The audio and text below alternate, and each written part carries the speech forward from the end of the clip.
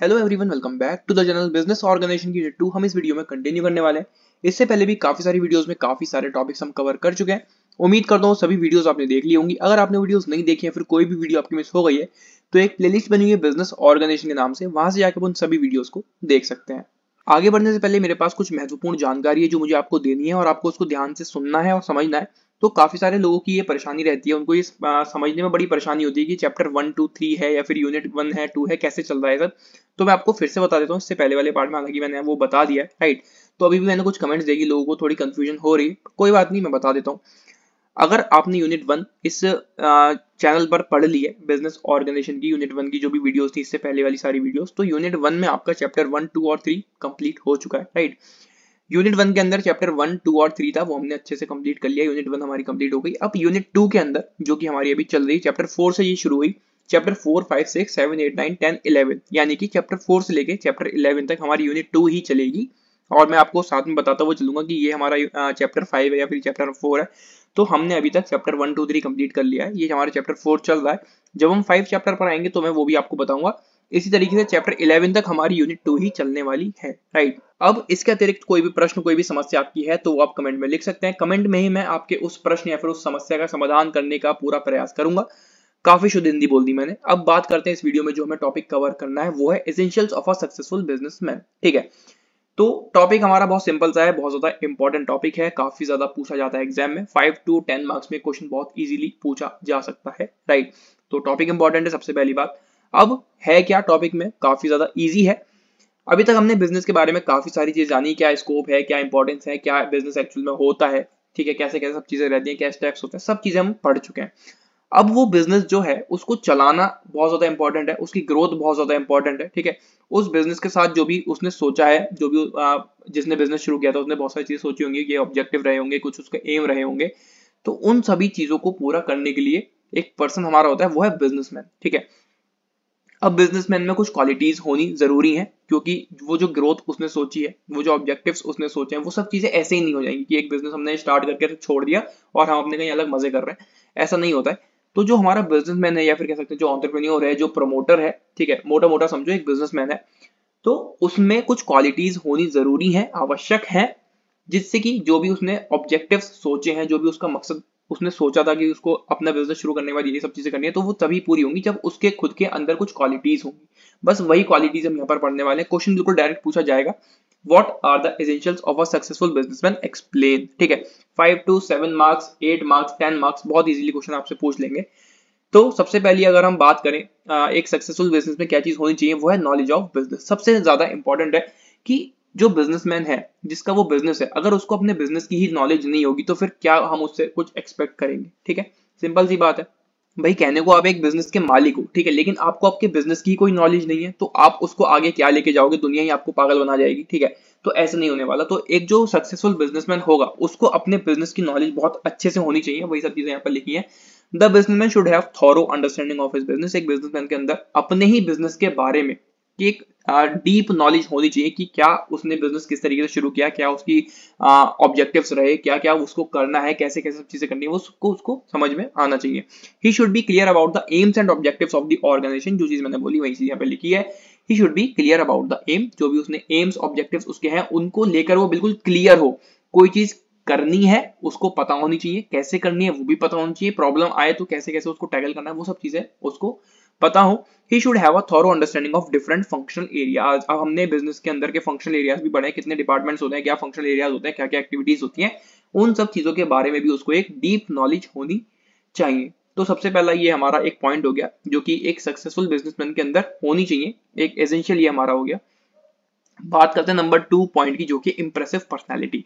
एक बिजनेसमैन की थोड़ी इंप्रेसिव पर्सनालिटी होनी चाहिए, ठीक है। इंप्रेसिव इन द सेंस कि जिसके साथ भी वो बात करे, बात करने में सामने वाले को अच्छा लगे, ठीक है। फॉर एग्जांपल, अगर आप एक बिजनेसमैन हो, आपका एक बिजनेस है, तो आपको कहीं ना कहीं पब्लिक में जाकर उनसे बात करनी पड़ेगी, आपको एक फीडबैक लेना पड़ेगा, ठीक है। अपने जो भी बिजनेस आप काम कर रहे हैं, जो भी आप बिजनेस चला रहे हैं, उसके बारे में बताना पड़ेगा।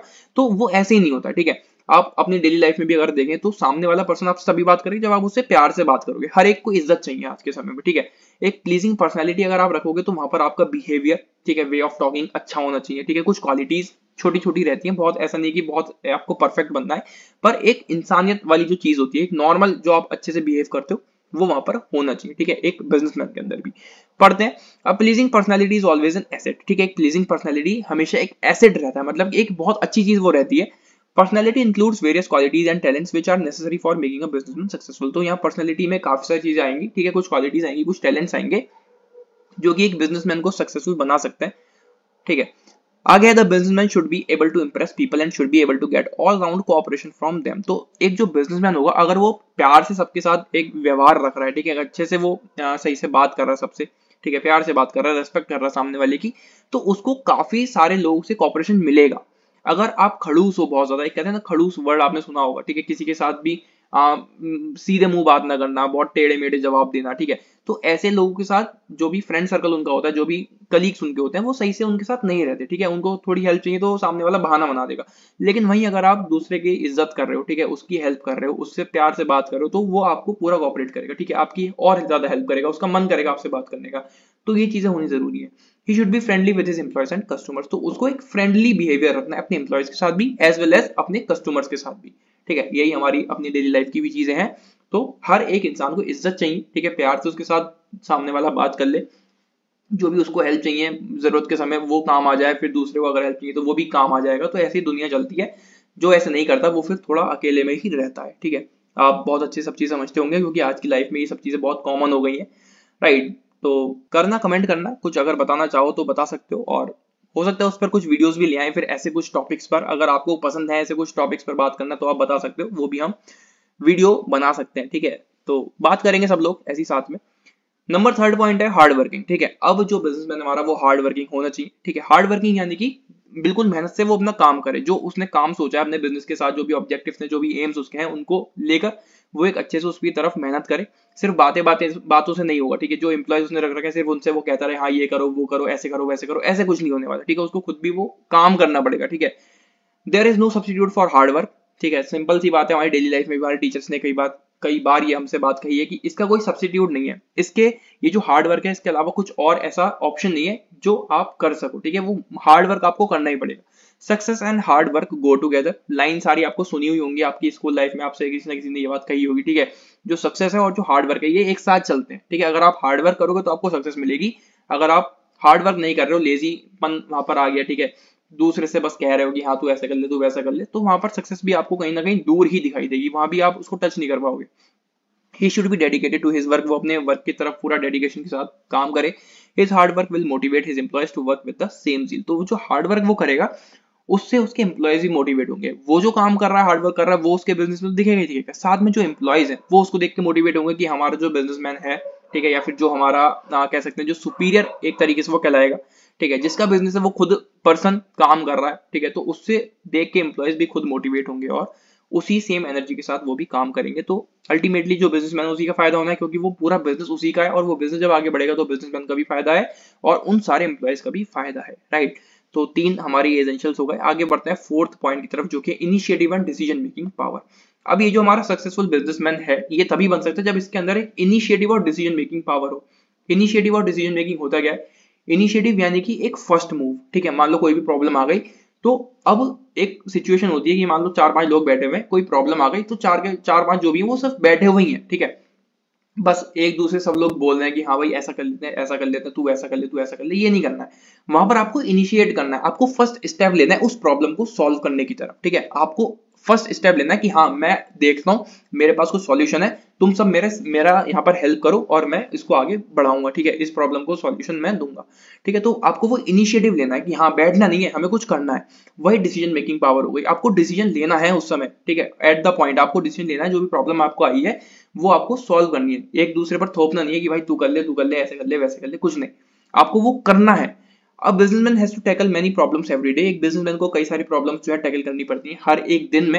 ही has also to take difficult decisions, he should have the ability to decide things at the proper time, तो प्रॉपर टाइम में उसके अंदर वो एबिलिटी होनी चाहिए कि वो डिफिकल्ट डिसीजंस जो है वो ले सके और जो भी प्रॉब्लम्स हैं उनको टैकल करने के लिए इनिशिएट वो ले सके, ठीक है, एक इनिशिएटिव वो ले सके कि हाँ मैं करूंगा ये, ठीक है, मैं किसी और पर ये चीज नहीं डालूंगा कि तू कर ले या फिर वो करेगा, राइट। मुझे खुद वो स्टेप लेना है और वो एक स्टेप लेने की बात है, वो सारी चीजें आपकी सॉर्ट होनी शुरू हो जाएंगी, ठीक है। तो एक इनिशिएटिव और डिसीजन मेकिंग पावर एक बिजनेसमैन के अंदर होनी चाहिए, तभी वो एक सक्सेसफुल बिजनेसमैन कहला सकता है। बात करते हैं लास्ट पॉइंट की, जो कि लास्ट हमारा एसेंशियल है सक्सेसफुल बिजनेसमैन का, जो कि है ऑनेस्टी, ठीक है। ऑनेस्टी बहुत ज्यादा जरूरी है, ईमानदारी, राइट। हमारी डेली लाइफ में भी हम देखें, हम किसी भी तरीके से देख लें तो हमारा ईमानदार होना बहुत ज्यादा जरूरी है। एक लाइन आपने सुनी होगी कि आपको भगवान हमेशा देख रहा है, ठीक है। तो वो ईमानदारी हमेशा हमारी होनी जरूरी है। हम कोई भी काम कर रहे हो, कहीं भी जा रहे हो, किसी के भी साथ हो, वो ईमानदारी हमारे अंदर होनी ही चाहिए।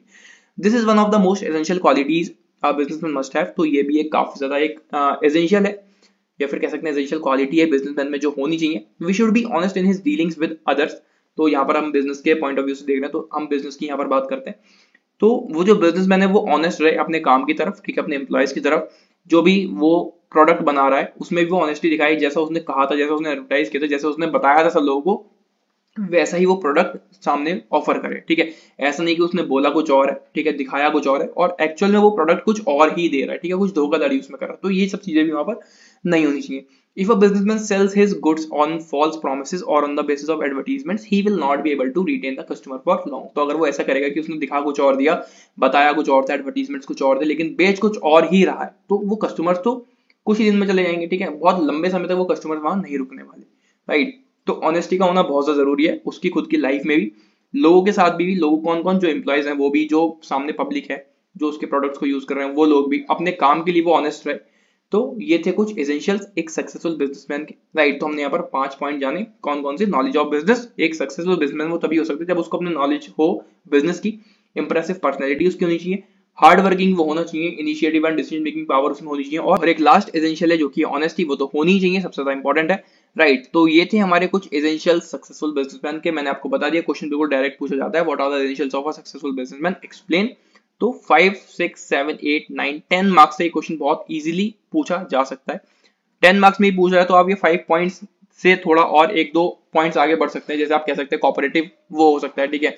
कोऑपरेटिव यानी कि जो भी उसके एम्प्लॉयज उनके साथ मिलकर वो काम करते, अपने वर्ड्स में आप इसको थोड़ा सा और फ्रेम कर सकते हैं, ठीक है। एक आप दे सकते हैं cordial relations with employees and customers, एक अच्छा रिलेशन वो बना के चले, मतलब बहुत सिमिलर सी ये टर्म्स हो जाएंगी अगर हम लिखेंगे भी तो, ठीक है। डिसिप्लिन उसमें होना चाहिए। तो इस तरीके से आप बना सकते हैं और अपने वर्ड्स में और अच्छे से इसको एक्सप्लेन कर सकते हैं। इन्हीं पॉइंट्स में आप अपने खुद के जो मैंने आपको पॉइंट्स बताए, ठीक है, impressive personality, knowledge of business, इसमें खुद के आप पॉइंट्स ऐड करेंगे तो और ज्यादा अच्छा रहेगा, ठीक है।